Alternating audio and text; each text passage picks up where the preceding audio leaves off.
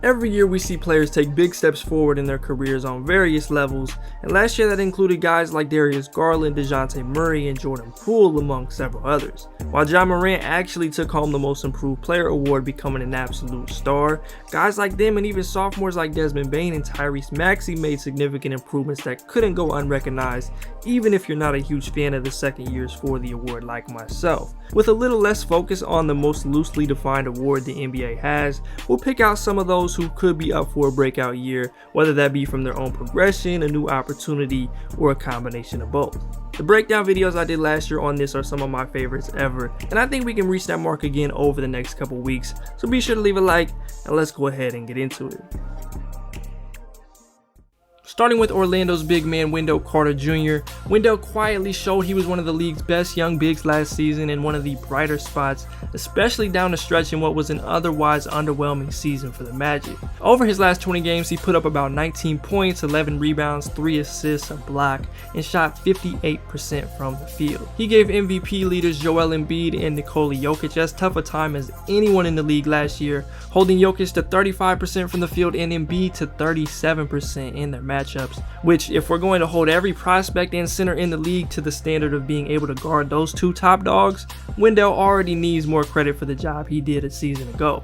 He's a good passer, he started to really expand his range last year, he can attack from the perimeter, he's just an overall great bet to really make himself known as a top 10 player at his position this season and no longer be as severely underrated as he currently is. Statistically, it might be a bit more difficult for him to get into that 20 points per game area or continue building on 10.5 rebounds a game, especially with Paolo there, but I expect Wendell to continue getting better and be stamped by year's end.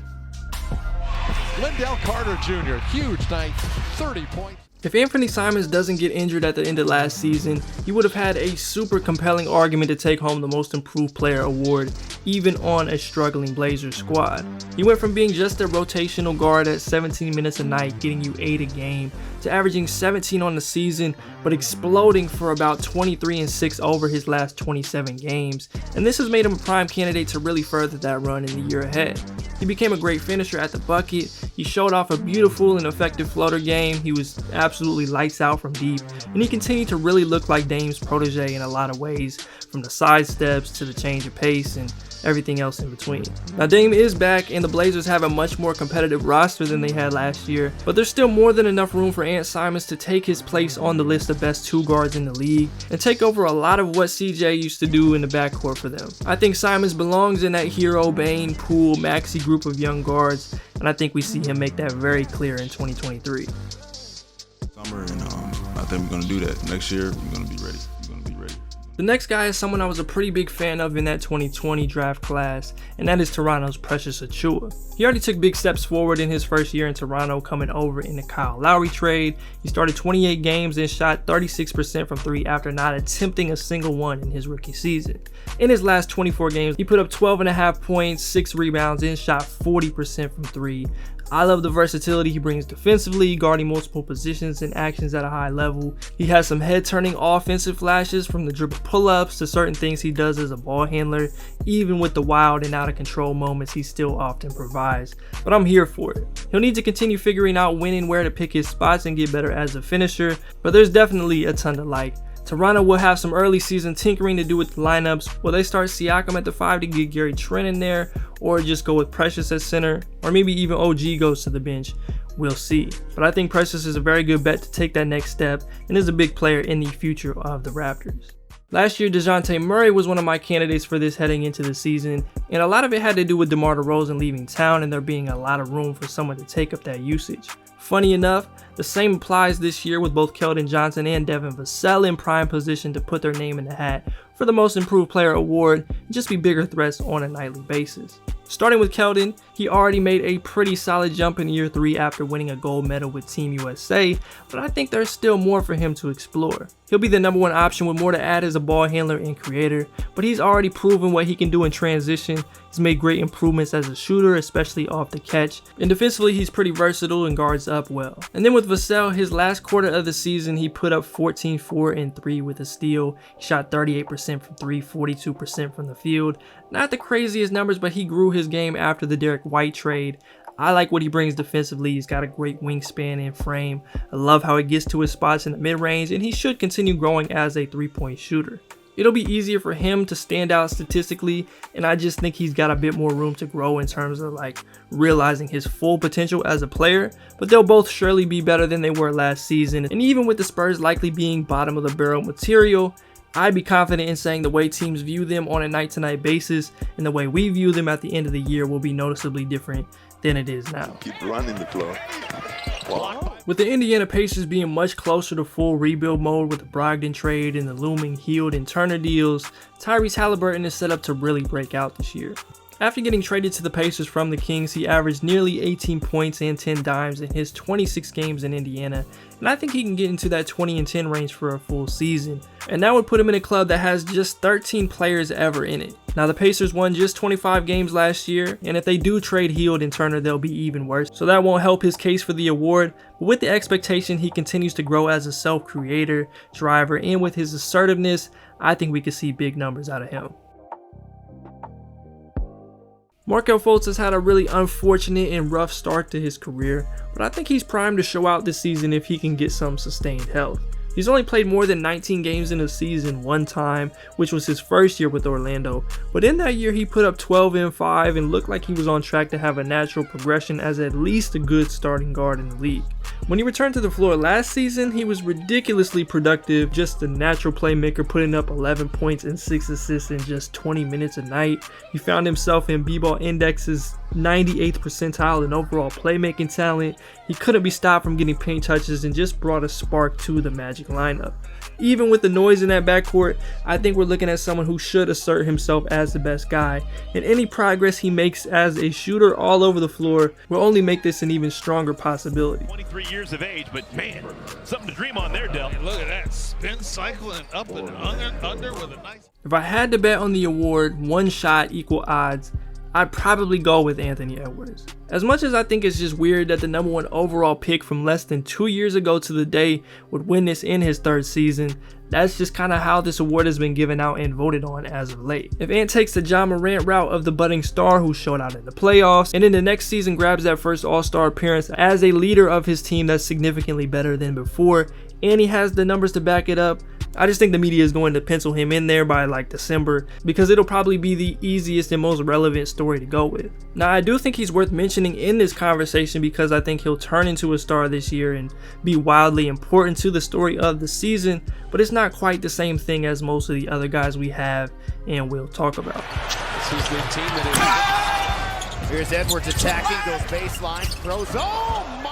Patrick Williams is another guy that's had an interesting start to his career. He was the 4th pick drafted into a full rebuild, and then the Bulls trade for Vucevic. They get DeMar, Lonzo, Caruso, and others. And you look up and they're not only a playoff team, but the hottest team in the league at the beginning of last year. He missed most of that, playing only 17 games, most of which came at the end. And now you wonder where he fits in the role that he'll play. I think he's got a little more creation potential that would be getting explored in a major way if he was on, let's say, the Spurs. He still needs to work as a decision maker, but for now I think he steps in as an impactful wing defender for a team that needs it in the worst way. He's a capable 3-point shooter that should get an uptick in volume, and from there I think he fills in the gaps, attacking closeouts, being a good cutter, and running in transition. He's still a whole year younger than this year's 4th pick in Keegan Murray, and I think we're still a ways from what he looks like as a finished product, but he might just be the X factor and ceiling raiser in Chicago this year, and that puts him in this convo. Growing up, and he just eventually became... This could be the year Onyeka Okongwu takes that step forward and becomes a high-level contributor for the Hawks, to the point that I wouldn't be surprised if he's finishing and starting games some point during this season. He's a big-time play finisher who now plays with 2 of the better playmakers in the league. He's shown a ton of defensive versatility, of course. I really like what he brings to the table. It's not the type of impact that'll show up in large stat jumps, but I think the Hawks will be better for giving him more time, especially if he adds a semblance of a jumper and cuts down on his fouls. He could be kind of a dark horse for this award, and like Patrick Williams, maybe a bit of an X factor for the Hawks, along with DeAndre Hunter. Goes up, he takes it back. It's kind of weird because he's already paid now and really broke out last year, but Jalen Brunson is a name that deserves to be in these conversations as well. If he's anywhere near the ballpark of what he did for Dallas in the playoffs, which was about 22, 5, and 4 on 47% from the field and 35% from 3, he'll be looked at a bit differently than he was and have taken steps forward to handle that type of responsibility. I still have an eyebrow raised at the Randle RJ Brunson trio, and it will be interesting to see him without Luka for a full 82 games, but Brunson is set up to have a true feature role for the first time in his career, something that I don't think many would have seen coming, and he should build off of being one of the most effective creators last year with his unique fake heavy old man and bully ball type of game.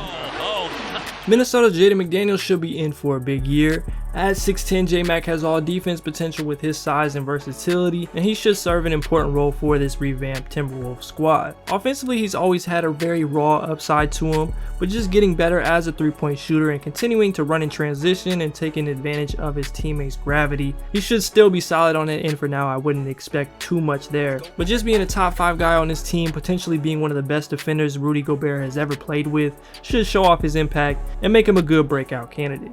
Because Jaden takes it away. And then Like I said before, I'm not a huge fan of the second year most improved candidates, but in certain situations it's a lot more significant. This obviously doesn't include the Cade, Mobley, Scotty, Jalen Greens, Franzes, who all have fantastic rookie seasons to the point that if they don't reach certain benchmarks this year, I'd be kind of disappointed. So starting it off, we have Golden State's Moses Moody. He's one of the 3 to 5 players I know will get a huge minutes boost, and he has the skill set to shine in that expanded role in year 2. The Warriors let go of GP2, Otto Porter, Damian Lee, Juan Toscano-Anderson, and Moody is clearly the most ready young guy to kind of step into what they like to do and contribute.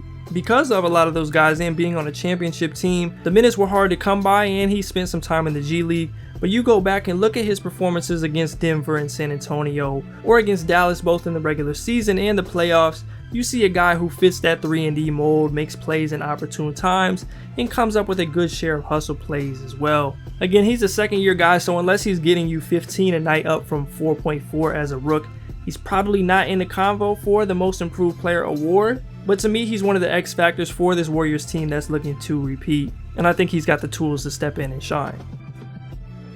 With the departure of Monte Morris, Will Barton, and Facu Campazzo, it's Bones' time in Denver for sure. He's an excellent three-point shooter who's growing as a playmaker, and I think they rely pretty heavily on him off the bench this year.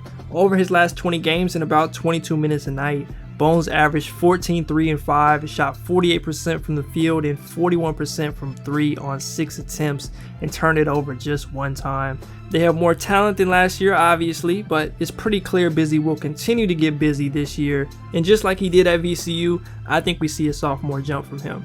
There was a reason the Knicks were so hesitant to trade Quentin Grimes this offseason. Now, he had a very solid rookie season when healthy, nothing really spectacular aside from the Milwaukee game and the Christmas Day performances, but he was someone who quickly showed he belonged in the league, doing a lot of the elements that'll get you the 3-and-D tag. But he was terrific in Summer League. He's clearly gaining confidence in his handle and just his overall abilities as a creator, and I think he'll be a key piece for the Knicks this season. And if Tibbs gives him the opportunity, let's say year 2 Jimmy Butler style, I think he'll perform very well and complement the stars of this team. Really just kind of go out there and try and dominate in every facet. Now, there were a lot of other players I kind of wanted to get to or at least touch on, but we just didn't have the time.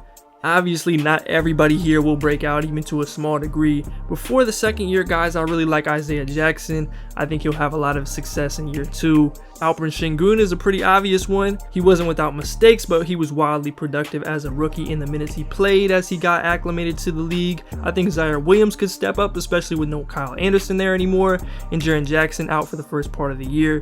You've got Josh Primo, Trey Murphy, and potentially a Jalen Johnson or a James Bouknight if they can get some minutes. And then we have players like Michael Porter Jr., who we talked about last year. I think he can still continue rounding out his game while being one of the game's best shooters. He might not have as big an opportunity with Jamal Murray back and everything, but the potential's there. I think Shai Gilgeous-Alexander is already kind of way too good for this, but if he's averaging like around 28, 29, 30 and is a first-time All-Star, he might have an interesting case.